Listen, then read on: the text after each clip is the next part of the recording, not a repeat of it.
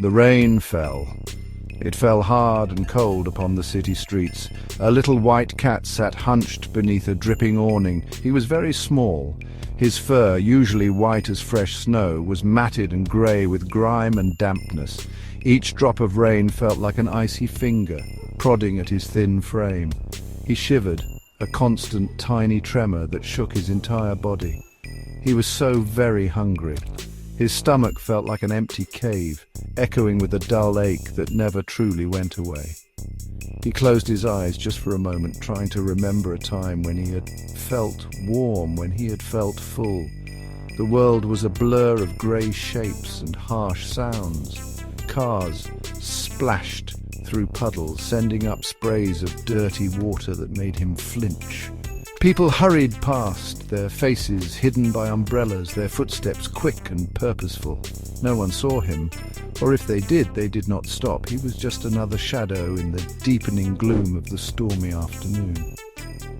He pressed himself closer to the cold brick wall, seeking a sliver of shelter that was not really there. Loneliness was a heavy cloak, heavier even than the rain-soaked fur upon his back. He wished for a gentle hand, a soft voice, a dry place to rest his weary head. He had been wandering for days, or perhaps it was weeks. Time had a way of blurring, when every moment was a struggle for survival. He remembered a vague sense of warmth, a distant memory of a mother's touch. But it was like a dream, fading with each passing difficult hour. Now there was only the cold, the damp, the gnawing hunger, and the overwhelming feeling of being utterly alone in a vast, indifferent world. He licked a drop of rain from his nose. It tasted of city dirt and sadness. He was so tired, so very, very tired of being cold and alone. The wind picked up, whistling down the narrow alleyway, carrying with it the scent of wet leaves and overflowing bins. The white cat tucked his paws beneath his chest, trying to conserve what little warmth he had left. His ears twitched, listening to the relentless drumming of the rain on the pavement, on the rooftops, on the world that seemed to have forgotten him. He was a tiny, fragile creature, lost in a storm far bigger than himself. He wondered if the rain would ever stop. He wondered if the sun would ever shine for him again, just for a little while. Through the grey curtain of rain, the white cat saw a light. It was a warm, inviting glow spilling from the window of a nearby house. He blinked his tired eyes. The light seemed to beckon him, a promise of comfort in the cold, wet world. He gathered his frail strength and crept a little closer, his paws making no sound on the slick pavement. He peered through the glass, his small nose pressed against the cool, damp surface. Inside it was a different world entirely, a world of warmth, a world of softness, a world of light he could only dream of. There in the cozy room lay a yellow cat. This cat was plump and well-fed.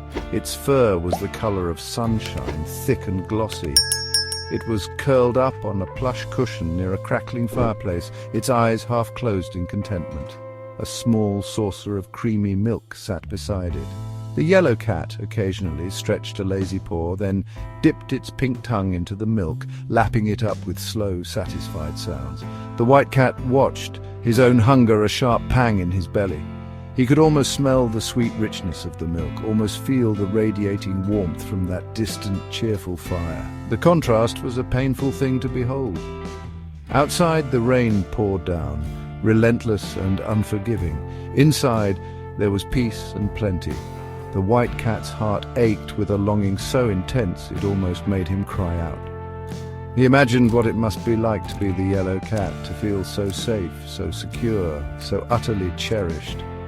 He imagined the softness of the cushion, the gentle heat of the fire, the delightful taste of that endless supply of milk. He had never known such comforts. His life was a constant search for a dry corner, a discarded scrap of food. He stayed there for a long time, a small, shivering observer of a life he could not touch.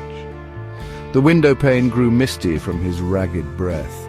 The yellow cat inside yawned, stretched, and then curled up even tighter, purring a deep, rumbling sound that the white cat could almost feel through the glass.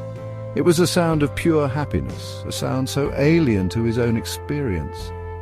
The white cat shivered again, not just from the cold, but from the profound sense of separation. He was on the outside, looking in at a world that felt 1,000,000 miles away, a warm dream he could not enter.